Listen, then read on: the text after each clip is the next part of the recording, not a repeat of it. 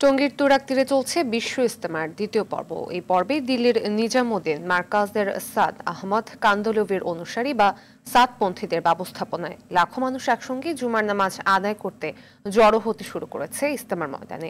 বিশ্ব ইজতেমার ইতিহাসে এবারই প্রথম শবে বরাত মিলেছে, এজন্য লাখো মানুষ একসাথে জুমার নামাজ আদায় করবেন, রেখেছেন রোজাও। ইজতেমা উপলক্ষে আগেই প্রস্তুত করা হয়েছিল পুরো মাঠ। দেশের বিভিন্ন জেলা থেকে মুসল্লিরা এসে জড়ো হয়েছে মাঠে।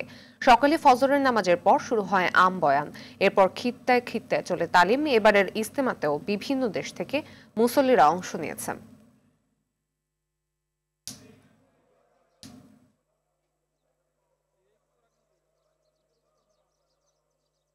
কিভাবে আমরা আল্লাহর হুকুম এবং নবীর সুন্নত তরিকে আমরা চলতে পারি এই বিষয়ে জানা এবং আল্লাহ রাস্তায় বাইরে হওয়া কিভাবে বাইরে হতে পারি এই বিষয়ে এই জন্য আসা ইজতেমা মূলত।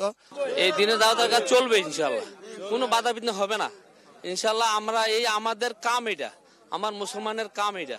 আজকে জুম্মার দিনে আমরা আল্লাহর কাছে দোয়া চাইবো, আমাদের মুক্তির জন্য দোয়া চাইবো, বাংলাদেশের মানুষের জন্য দোয়া চাইবো। এই ইজতেমা মুসলমানের ইজতেমা, আর এই ইজতেমা হইছে সারা বিশ্বের ইজতেমা। এই ইজতেমা সারা বিশ্ব থেকে লোক আসে। এই মুহূর্তে ইজতেমা ময়দান থেকে সরাসরি যোগ দিচ্ছেন সহকর্মী অরণ্য গফুর।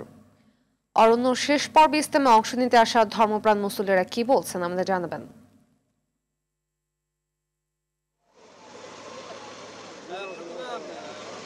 তৃতীয় পর্ব এবার প্রথমবারের মতো কিন্তু ইতিহাসে তৃতীয় পর্ব হচ্ছে এবং এবার তৃতীয় পর্বে সাদপন্থী বা ছাদের অনুসারীরা অংশ নিচ্ছেন এবং সকাল থেকে ফজরের পরে যে বয়ান শুরু হয়েছিল এখন কিন্তু তাঁবুতে তাঁবুতে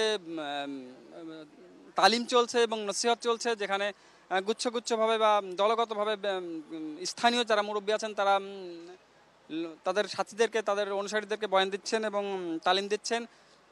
তো আমরা পুরো ইজতেমা ময়দান কিন্তু ঘুরে দেখেছি এবং যথেষ্ট শৃঙ্খলার সঙ্গে ইজতেমা ময়দান পরিচালিত হচ্ছে। কোনো রকমের কোনো অপ্রীতিকর ঘটনা বা কোনো রকমের আশঙ্কা কিন্তু কোনো কিছু আমরা দেখিনি, যদিও এই শুরু হওয়ার আগে থেকে অনেক আশঙ্কা করা হচ্ছিল। তবে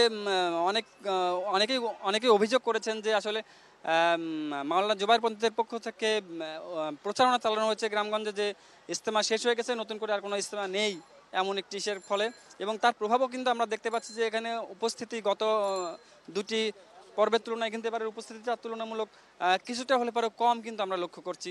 তো সব মিলিয়ে এবারের ইজতেমা কিন্তু সুস্থতার সঙ্গে হচ্ছে এবং জুমার নামাজের জন্য সাধারণ মুসল্লিদের কিন্তু আগমন শুরু হয়েছে। কিছুক্ষণের মধ্যে হয়তো আরও বেশি পরিমাণ সাধারণ মুসল্লি আসবে এবং জুমার পরে মূল বয়ানটি শুরু হবে, যেখানে পাকিস্তান এবং ভারতের যে মুরব্বীরা রয়েছেন তারা বয়ান করবেন। তো সব মিলিয়ে সুষ্ঠুভাবেই আপাতত চলছে এবং মুসল্লিরা ইজতেমাতে আসতে পেরে কিন্তু যথেষ্ট পরিমাণ উচ্ছ্বসিত। ফাতিমা, ধন্যবাদ।